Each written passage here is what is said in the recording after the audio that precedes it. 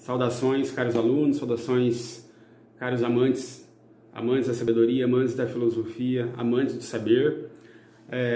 Vamos aí começar mais uma aula. Nós iremos continuar aquela aula que nós não concluímos, que é sobre a morte de Sócrates, né? Então vamos dar uma retomada no que nós vimos na aula anterior, sobre dois conceitos aí que ficou conhecido como a ironia socrática e a maiútica, né?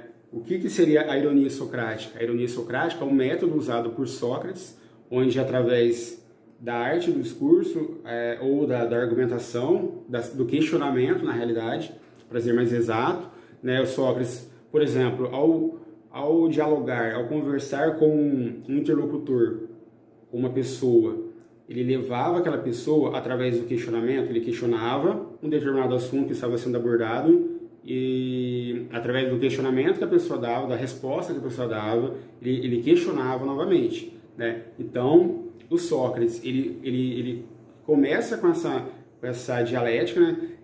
Onde ele começa a questionar as respostas obtidas, até ele levar a pessoa a admitir que nada sabia daquele assunto que estava sendo abordado. Daí ele fazia isso muito com os sofistas, e isso incomodou muito os sofistas. Então esse método onde ele desconstruía o discurso do sofista, incomodou muito ali esse período da classe dos sofistas. Por quê? Porque os sofistas eles se apresentavam como mestres do saber, como mestres da sabedoria, como aqueles que detinham o conhecimento total e de tudo, né? E ao ser desconstruído por Sócrates, diante de toda a comunidade, principalmente a comunidade política, eles ficavam totalmente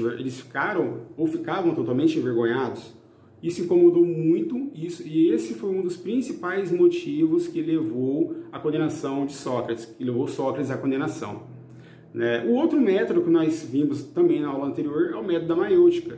Maiêutica também é um método dialético, é um método onde ele começa a dialogar com a pessoa, com o interlocutor, e ele leva a pessoa, através do questionamento, a atingir um conhecimento de algo. Ou seja, a pessoa nunca estudou sobre um determinado assunto, e ele, através dessa técnica que ele usava, ele levava a pessoa a atingir um determinado conhecimento de algo que estava sendo discutido, né? Ou seja, por que maiêutica? Porque Sócrates ele acreditava que ele poderia levar a pessoa a atingir um conhecimento, mesmo aquela mais simples, aquela mais ignorante, ou seja, a pessoa que nem frequentou escola, né? Porque ele acreditava que nós já nascemos com um determinado conhecimento. Essa ideia dele, ela vai ser desenvolvida depois por alguns filósofos, como Platão, como Descartes, né? Com a questão das ideias inatas, né? Ou seja, um pré-conhecimento de algo, né?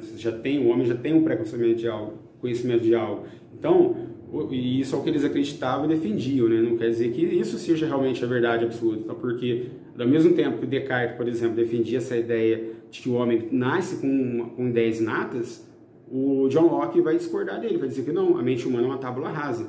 Bom, mas isso é assunto lá para a filosofia moderna que a gente vai tratar numa próxima aula. Pois bem, Sócrates, lembrando que ele nada escreveu, não deixou nada escrito, né? O Platão, seu principal discípulo, né, escreveu algumas não, várias obras, né? É como se fosse Sócrates que estava falando. Então, caso, por exemplo, você pega um livro de Platão, você vai observar que praticamente todos os livros de Platão, escritos por Platão, são em forma de diálogo, como se fosse Sócrates que tivesse escrevido. Ou seja, o interlocutor ele é o Sócrates, porém não foi ele que escreveu. Foi escrito por Platão, né? Os livros relacionados a Platão, eles não entenderam que foram escritos por Sócrates, né? Mas não foi, né? Tanto é que tem uma grande discussão relacionada a isso, né? Ou seja, quais seriam as ideias realmente de fato seriam de Platão e quais ideias de fato seriam de Sócrates, né? Então, alguns historiadores, alguns filósofos, né? Alguns historiadores da filosofia até discutem essa tese, né? Essa questão de que será que Platão, muitas das ideias de Platão, que Platão defendia, será que ele não colocou ali na boca de Sócrates, como se fossem ideias de Sócrates, para sustentar melhor a sua ideia, para sustentar bem a ideia dele, a tese de Platão, porque o Sócrates ele tinha um certo reconhecimento, uma certa... O Sócrates ele era reconhecido, né, por uma parte da sociedade, lógico, nem todas gostavam de Sócrates. Né? Então tem essa discussão, né? Lembrando aí que Sócrates conviveu com ele, foi o principal discípulo mais próximo dele. Aristóteles, que nós iremos ver numa próxima aula, não era grego, ele era da Macedônia, é um país vizinho à Grécia, e quando ele vai estudar em Atenas, juntamente com Platão na academia, Sócrates já havia morrido, né? Então não chegou a conhecer, não chegou a conviver com Sócrates, apenas Platão. Isso para ilustrar aí a relação entre os três maiores filósofos da história, né, da filosofia grega, e os três filósofos ali considerados as bases da filosofia, né, da história da filosofia ocidental, Sócrates, Platão e Aristóteles. Então o que ocorre ali? Essa questão socrática, essa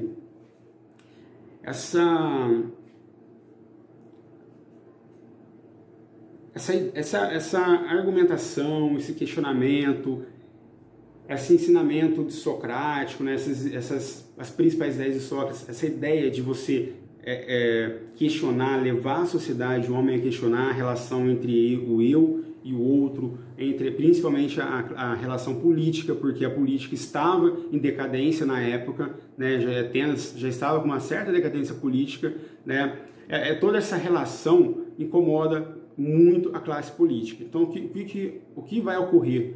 O que vai levar à condenação de Sócrates? O que vai levar Sócrates à morte, à condenação? Justamente essas questões onde ele incentivava os jovens a questionar. Então ele foi acusado, nós tivemos três principais acusadores, aí um deles era sofista, era um dos sofistas, que pediram a condenação de Sócrates. Ou seja, quais foram as acusações, então, os reais motivos que Sócrates foi morto? Quais os argumentos que usaram para condenar Sócrates? Impiedade aos deuses, ou seja, o que seria impiedade aos deuses? No caso aí de você não negar os deuses da Grécia, né? Os deuses da mitologia. Sócrates não negava os deuses da mitologia, né? Então, por ele dizer que existia uma voz que falava com ele, que ele deveria ser o daimon, né, que ele fala, que ele chama, que é demônio, que não tem nada a ver, não tem nenhuma relação com essa ideia de demônio, né, que a gente tem hoje. Ele dizia que existia uma voz que falava com ele e que dizia para ele, né, dessa missão que ele tinha. Usaram isso como um argumento, como um argumento, né, para condenar ele, ou seja, eles afirmaram que o Sócrates estava introduzindo novos deuses em Atenas e negando a mitologia. Então ele foi acusado de ateísmo, e ateísmo dava pena de morte na época em Atenas. Lembrando que nós temos a mitologia, né? Nós temos os mitos da época, né? Os deuses da época, né? Outro fator foi que ele estava corrompendo a juventude, e isso foi um dos argumentos dos sofistas, né? Então, ou seja, impiedade aos deuses, ateísmo e corrupção da juventude, ou seja, que o Sócrates levava a juventude à perdição, à condenação, estava na verdade levando os jovens a uma certa perdição, né? Não sei se esse seria o termo correto, mas ele estava levando os jovens a uma postura totalmente errônea de você questionar o político, você questionar a sociedade, né? Então essa ideia esse instrumento de Sócrates de incentivar as pessoas, de questionar, usar a ironia socrática, foi justamente o que levou à condenação e morte, né? Então Sócrates ele foi condenado pelo governo ateniense, foi levado a julgamento, ele teve um momento onde ele recebeu os seus discípulos, né? O Platão não pôde ir porque o Platão estava doente, né? Mas nós temos alguns, o Fédon, por exemplo, estava presente, alguns discípulos dele que estavam presentes, e a sua mulher com os seus filhos, né? E até uma cena inusitada que Sócrates, o Platão descreve no livro, né, que segundo relatos que ele ouviu de pessoas que estavam presentes na época, que a Xantipa era a mulher dele, chegou fazendo muito escândalo, xingando todo mundo e xingando ele, dizendo que os amigos dele eram más companhias e acusando Sócrates de ter abandonado a família, que esse abandono da família que foi o que levou ele a ser condenado. Então, uma questão mais para ilustrar, né? que está inclusive num dos livros.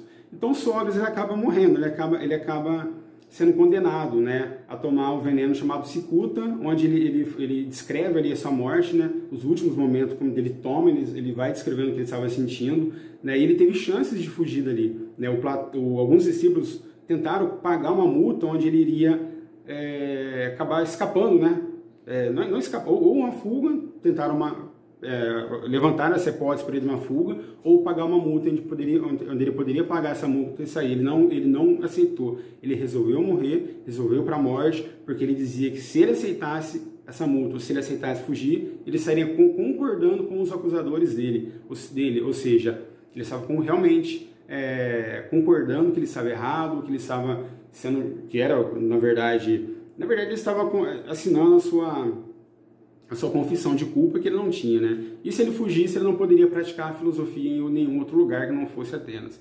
Então, nós tivemos aí, né, essa intenção de calar a filosofia com a morte de Sócrates, porém não conseguiram, porque ele deixou um grande legado que continuou com Platão, seu discípulo, depois com Aristóteles. Nós temos aí até hoje a filosofia perseguida, né? Nós temos aí uma hora ou outra aí, a gente sempre ouve que determinado político levantou a hipótese de tirar a filosofia e tal, porque ela incomoda muito, né? E ninguém quer ser questionado. Até hoje, os políticos têm medo da filosofia.